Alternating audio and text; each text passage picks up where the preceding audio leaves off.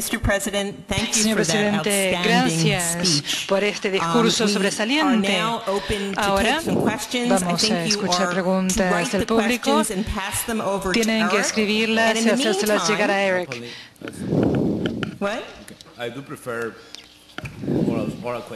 Yo prefiero que hagan las preguntas verbalmente.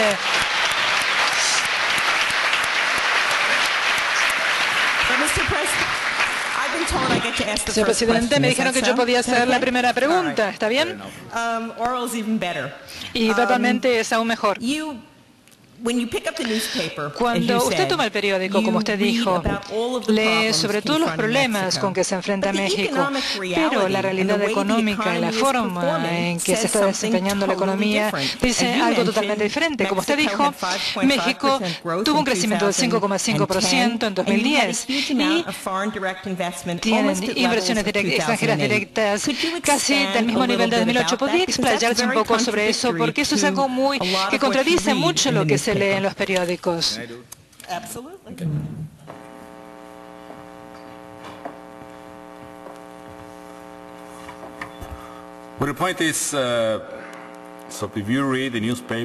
Si ustedes leen el periódico o internet todos los días,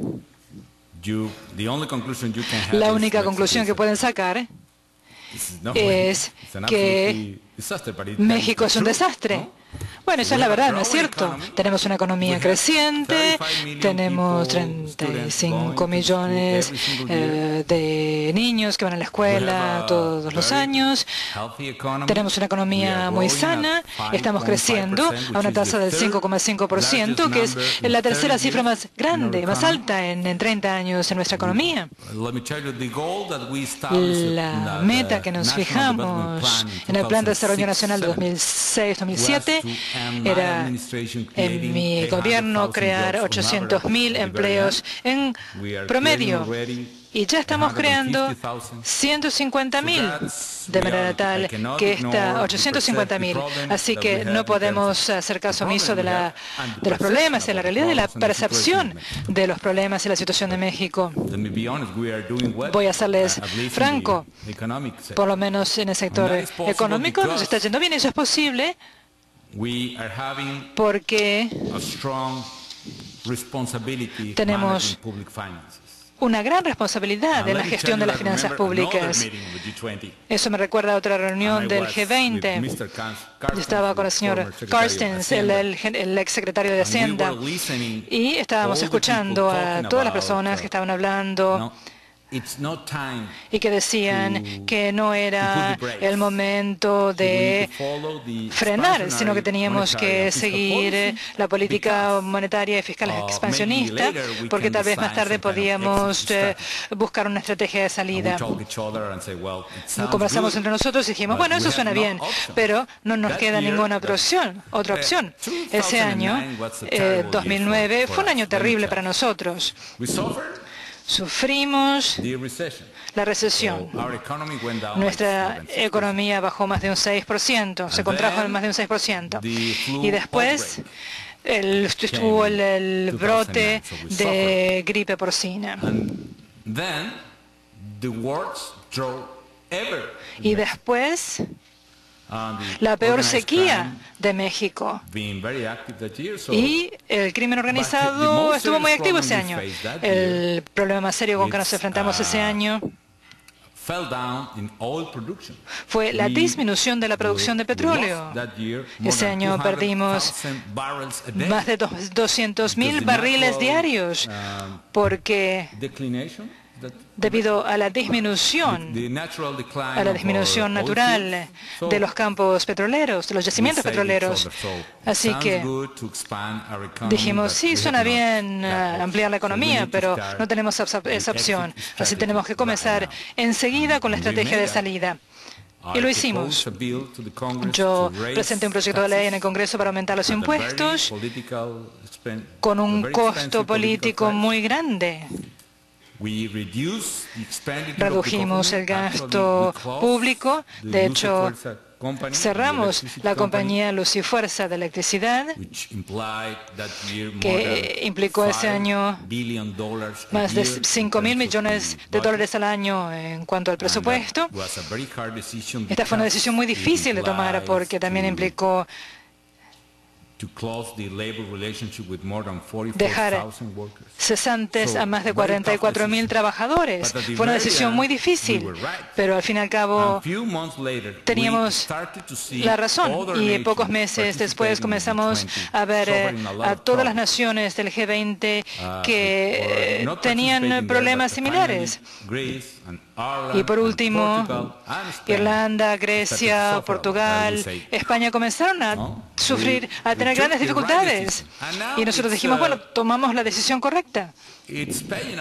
Y ahora nuestra decisión está dando frutos. La otra cosa es la transformación estructural que estamos realizando y el proceso de desreglamentación y la reforma del sistema fiscal y de pensiones, la reducción de aranceles. Todo eso está favoreciendo el crecimiento económico. Y no podemos limitarnos a eso, sino que la próxima reforma, por ejemplo, en el sector de las telecomunicaciones, por primera vez en varios años, por primera vez en décadas en México, estamos proveyendo a varios participantes las frecuencias del gobierno. Ustedes saben que hay jugadores muy duros en las telecomunicaciones en México en todos los sectores. Están las compañías telefónicas, las compañías de televisión, y le estamos proporcionando más frecuencias porque vamos a eliminar los obstáculos para entrar al mercado. Y en este momento en el Congreso estamos promoviendo una reforma laboral para que el mercado laboral sea más flexible. Todas estas cosas son muy difíciles en términos políticos, pero estamos dispuestos a hacerlo. Y todo eso va a proporcionar a la economía mexicana más competitividad. Al fin y al cabo, eso va a implicar más empleos y más oportunidades para la gente. Muchas gracias.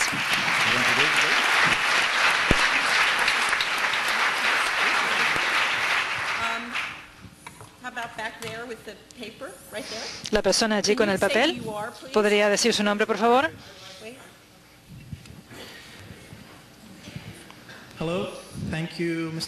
Gracias, señor presidente. Soy Francisco Meneses, economista de Chile. Considerando la situación económica de 2009 en México, ¿pensaron en aplicar políticas anticíclicas como Noruega y Chile para proteger la economía mexicana de aberraciones en la economía estadounidense y los precios del petróleo, como las que aplicaron Noruega y Chile para proteger su propia economía? Si la entendí correctamente, esto está relacionado con el Fondo de Estabilización, ¿no es cierto? Sí. Cuando era congresista y líder del PAN en el Congreso, como extraño esos años. Es más fácil estar en ese cargo, dicho sea de paso. Pero bueno, en realidad prefiero estar aquí. Prefiero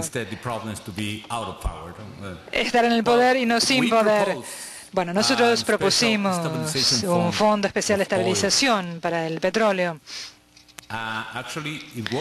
En realidad dio muy buen resultado.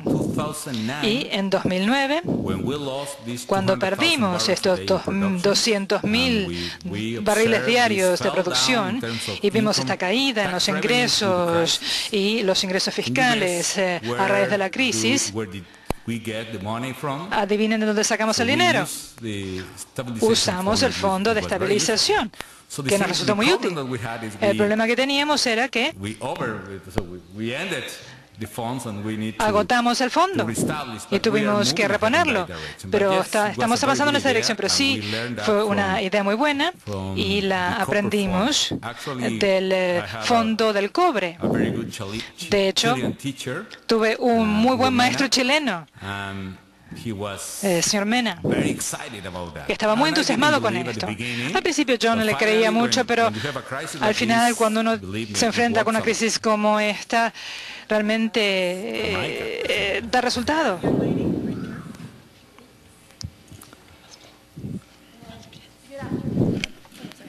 Buenas tardes. Buenas tardes, presidente Calderón. Soy Marta Gómez, soy de Monterrey, México. Tengo una pregunta basada en lo que usted dijo con respecto a la necesidad de una reforma de las inmigraciones en un momento en el futuro. ¿Cuáles son algunas medidas que el gobierno federal está considerando tomar para recibir a cientos de inmigrantes deportados de Estados Unidos que son centroamericanos y que están asentándose en las ciudades fronterizas de México y que de cierta manera están afectando al presupuesto de estas ciudades? Muy buena pregunta. Estamos recibiendo no personas extraditadas, sino deportadas. No sé si usted dijo 500.000 al año, medio millón al año, probablemente sí. Estamos recibiendo más o menos medio millón de personas, un poco menos, de deportados a México. De ellos, 60.000 aproximadamente al año en Ciudad Juárez. Así que pueden imaginarse el tipo de problema que tenemos en Ciudad Juárez. No necesita explicación. Y es injusto. Tenemos que trabajar con Estados Unidos para mejorar esta política pública con respecto a los deportados. ¿Por qué? Porque tal vez podemos hacer algo para llevarlos a sus lugares de origen. Quisiera poner de relieve otro elemento en ese sentido. Muchos de ellos tenían problemas con la justicia aquí en Estados Unidos. Y para el Procurador General o para un alcalde es más barato deportarlos si es mexicano, hondureño o salvadoreño. Y es más fácil soltarlo en la frontera. Esa es parte de la explicación del problema que tenemos en este momento. Ahora, parte de la solución consiste en que estamos tratando de asignar más recursos públicos provenientes del gobierno federal para resolver ese problema. Y quisiera referirme a Ciudad Juárez. El peor caso que tenemos en México con respecto a la violencia es Ciudad Juárez.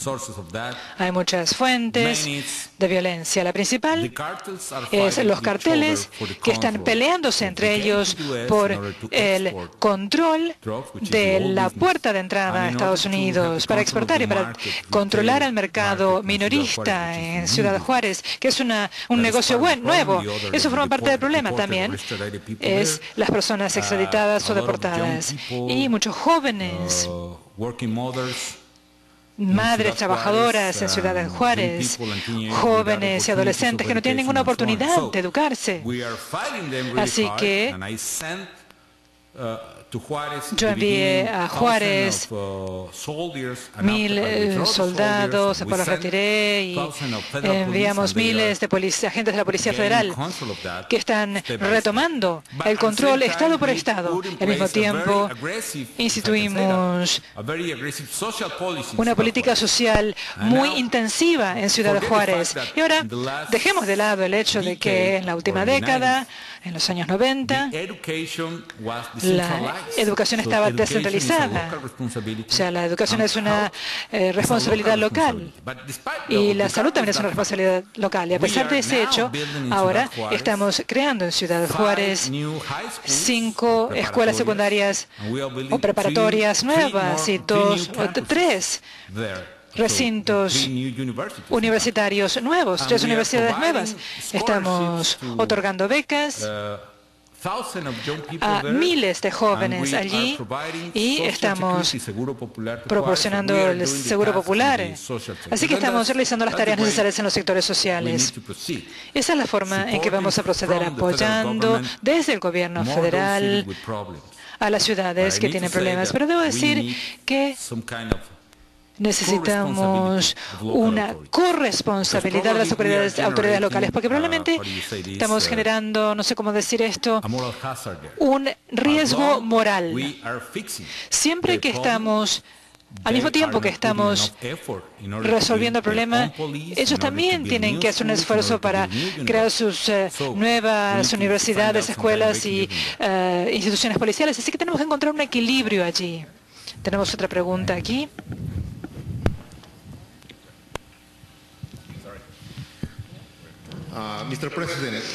Señor presidente Calderón, soy José Luis Gutiérrez, soy director adjunto de MELAC en el estado de Michoacán.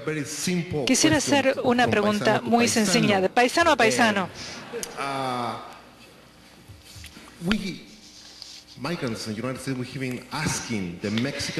Estamos pidiendo al gobierno mexicano una ley de inmigraciones coherente en México, porque para nosotros es muy difícil con el gobierno de Estados Unidos, que el gobierno de Estados Unidos respete nuestros derechos y que nos dé el trato que nos merecemos, cuando nos están diciendo que también debemos presionar al gobierno mexicano. Al gobierno mexicano, sí. Y ahora estamos muy entusiasmados, porque la semana pasada, el jueves, en el Senado mexicano, aprobaron un proyecto de ley por el cual se creó una ley municipal que es muy generosa, una ley coherente que ahora va a pasar a la Cámara de Diputados. Mi pregunta es si usted va a firmar, va a promulgar esta ley, porque sería una forma en que usted pasara a la historia como amigo y como aliado. En primer lugar, quisiera decirle que nos damos cuenta de cuán importante es esta coherencia a la que usted se refiere.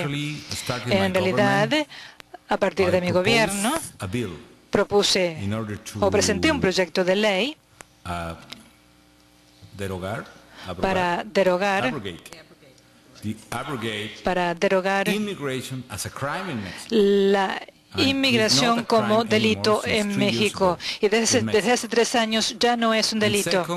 En segundo lugar, establecimos una política amistosa para los migrantes provenientes de Centroamérica. Estamos haciendo limpieza interna porque había mucha corrupción en el Instituto de Migraciones.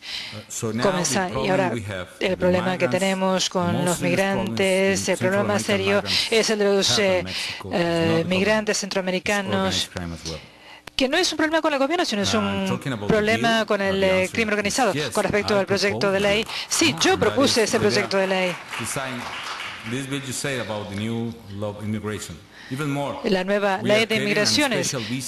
Estamos además creando una visa especial para guatemaltecos. Y todo guatemalteco podrá visitar cualquier estado fronterizo de México sin los requisitos de la visa, y vamos a otorgar el número necesario de visas que requieren los guatemaltecos. No es fácil, tenemos muchos problemas en ese sentido, pero creemos en eso. Y créeme, los trabajadores centroamericanos son personas muy trabajadoras que están mejorando la economía de Chiapas, por ejemplo, otro de los estados de la frontera, así que creemos en eso. Es imposible parar la migración. Tenemos que entender eso.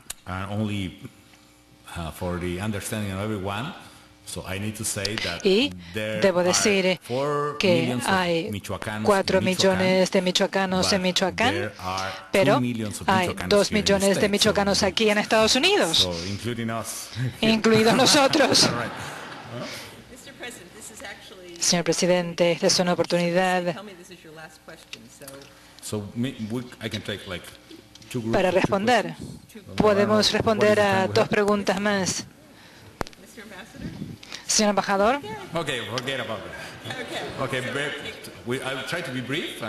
Voy a tratar de ser breve y usted también puede hacerlo. Preguntas muy breves. Una allí, una aquí, pero muy breve, y una allá. Pónganse de pie y digan su nombre.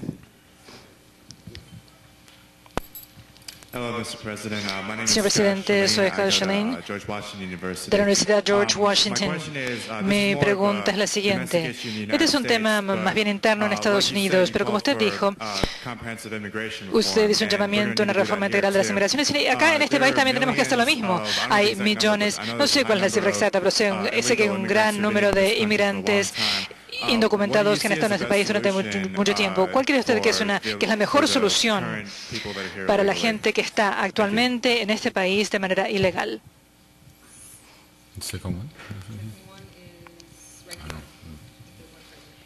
Buenas tardes, señor presidente Calderón. Yo vengo de Miami, Florida. Tengo una pregunta: si hay un plan para Petromex, para que Petromex comience a vender gasolina a lo largo de la frontera de California y Texas, como otra compañía comenzó a vender gasolina en Nueva York. Y como su gobierno está tan preocupado por los derechos humanos, ha pedido al gobierno de Obama que pida... Perdón, ¿puede repetir su pregunta? Ha pedido su gobierno al gobierno de Obama, o preguntamos si el mando norte participará, o preguntamos si el mando norte participará en el patrocinio de la seguridad entre Estados Unidos y México. Gracias. Bienvenido, señor presidente. Soy Timothy Child, diplomático jubilado de Estados Unidos, y felicitaciones por su lucha contra los carteles del narcotráfico. Usted mencionó las elecciones del año próximo. Ciertos elementos de la prensa en Estados Unidos dicen que aquellos que podrían volver al gobierno no son tan dinámicos como usted contra el flagelo del narcotráfico y el crimen internacional. Eso significa que los grandes logros que han logrado usted y el pueblo mexicano ahora van a frenar y van a dar marcha atrás.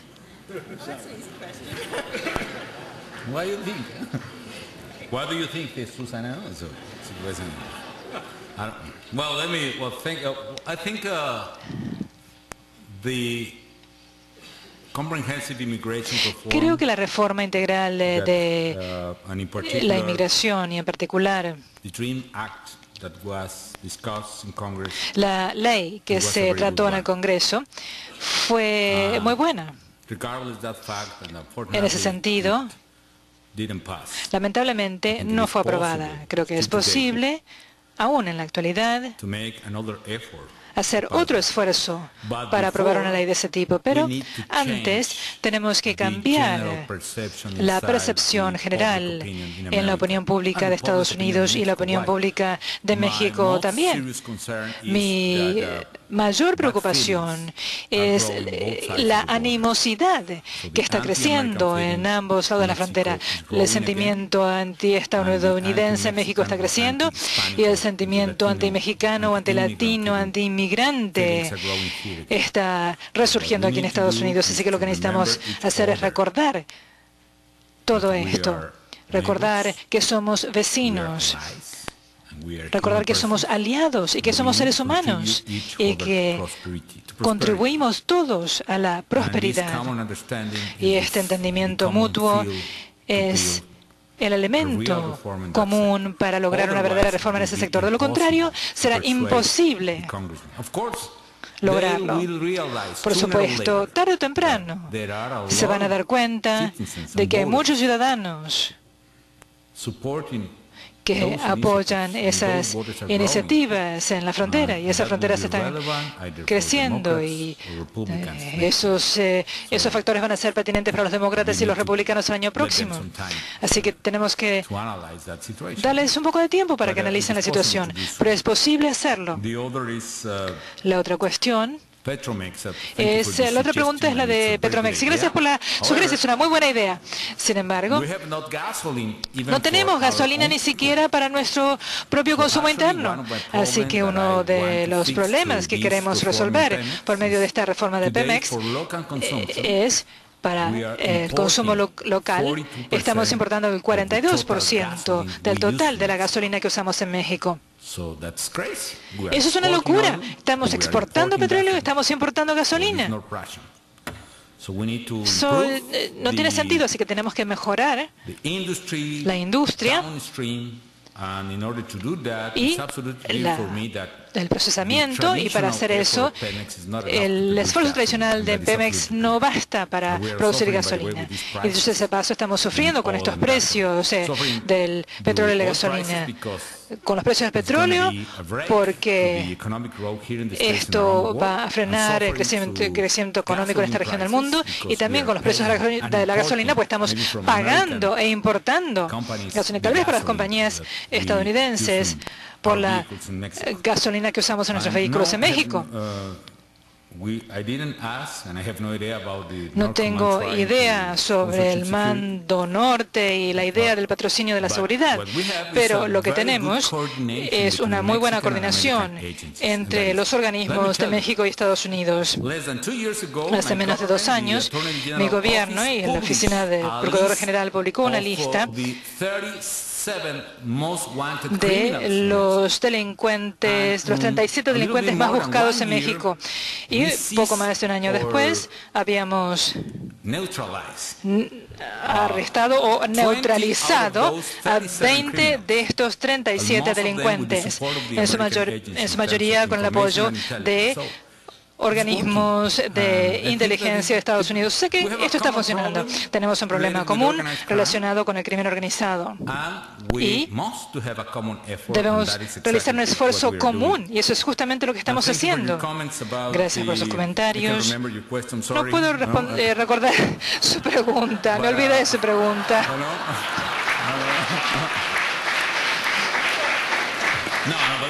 No. En serio ahora.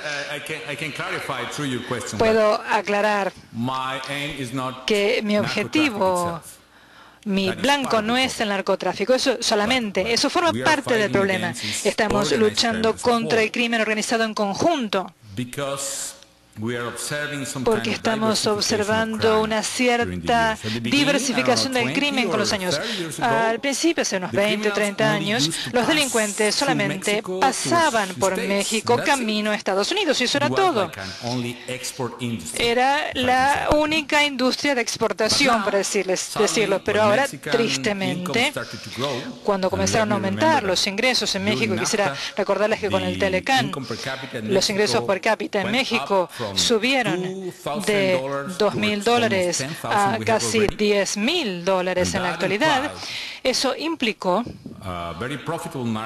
un mercado muy rentable para vehículos, viviendas, cosméticos y, por supuesto, drogas también. Otros dicen que la razón es que los narcotraficantes colombianos comenzaron a pagar no con dinero, sino con cocaína. Así que los narcotraficantes mexicanos tenían que comenzar a hacer ventas en México. Pero la cuestión es que en la última década vimos un negocio muy rentable, no solo con el narcotráfico dirigido a Estados Unidos, sino también con las ventas minoristas en México.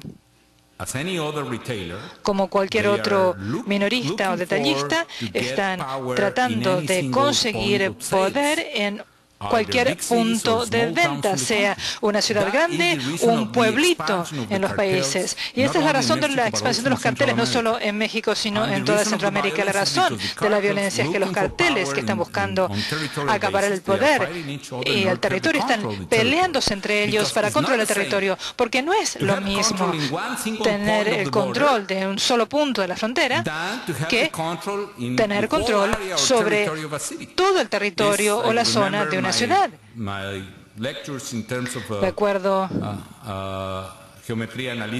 las clases de geometría analítica. Es un cambio de dimensión. No se trata de una línea o un punto, sino una superficie.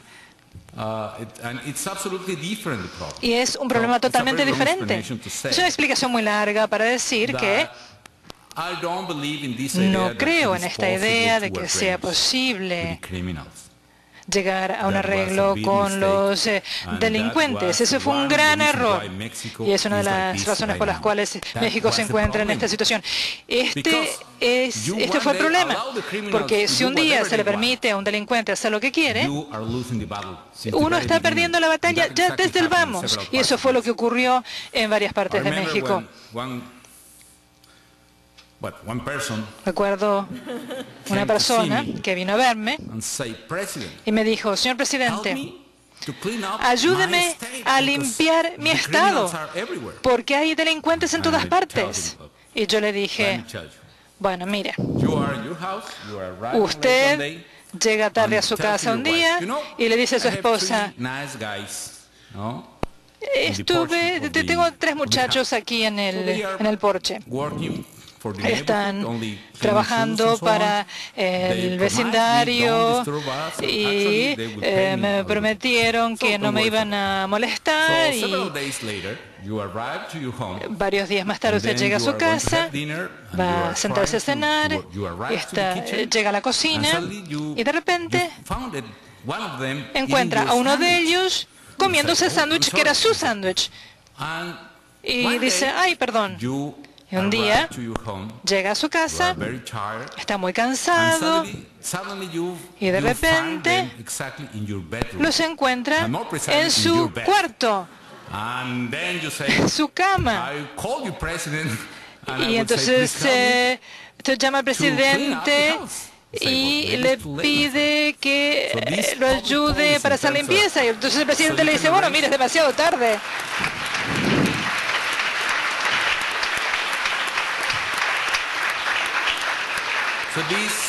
Entonces, esta llamada política pública de hacer algunos arreglos o tratos con los delincuentes no da resultado. Y ese ejemplo lo veo en varios estados en este momento. De hecho, hay algunas personas que están ganándose los favores.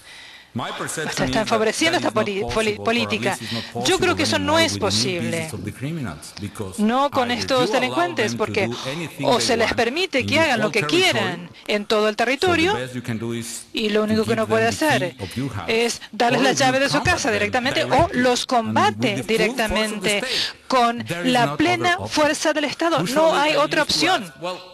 Yo antes preguntaba, escuchaba a todos y hablábamos de cambiar de estrategia y yo les escuchaba y les preguntaba, bueno, ¿y qué sugieren con respecto a estrategia? Tienen que invertir en educación, tienen que invertir en atención de salud. ¿Y qué podemos hacer con los delincuentes? Estamos aquí clavados con ellos. ¿Tenemos que permitirles que hagan lo que quieran? No, de ninguna manera.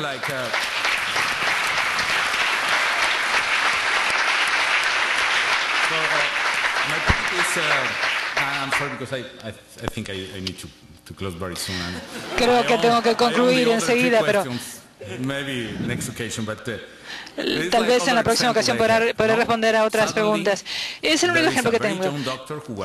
Hay un médico joven que llega a un pueblo nuevo.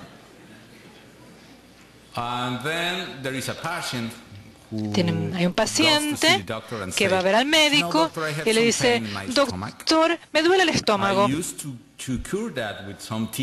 Yo antes lo curaba con unos test y con recetas de la familia, pero ya no me sirven. ¿Podría decirme algo, darme algún consejo? Entonces le pregunto, bueno, ¿se siente verdaderamente enfermo? Tal vez necesita una intervención. Así que el médico hace una intervención y descubre que este paciente tiene cáncer. Entonces el médico opera al paciente, le extirpa el tumor y le dice, mi amigo, justo a tiempo, pero necesita radiación y quimioterapia. Y el paciente dice, bueno, 2 meses después de las radiaciones, de perder el cabello, el paciente dice, no, pero el problema es el médico. ¿Por qué? Porque yo estaba sano antes que él llegara al pueblo y ahora se me cayó el cabello, tengo mucho dolor, así que el problema es el médico, no el dolor. No, nosotros estamos combatiendo el cáncer en México y vamos a curar a México.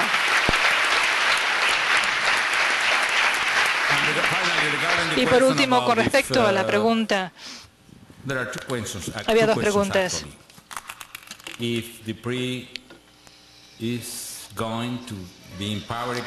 Si el PRI va a asumir el poder otra vez. Bueno, la respuesta está en las fronteras. Y suponiendo que el PRI pueda asumir el poder otra vez, ¿va a mantener la política de lucha contra el crimen organizado? No tengo acá la respuesta. Los votantes, el electorado tienen la respuesta. Yo no puedo responder a eso. Pregúntenles a ellos sobre eso.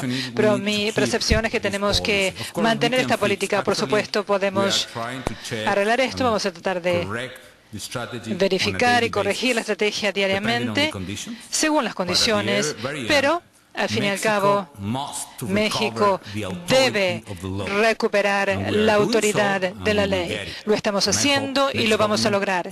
Y espero que el gobierno mexicano pueda hacerlo también. Gracias.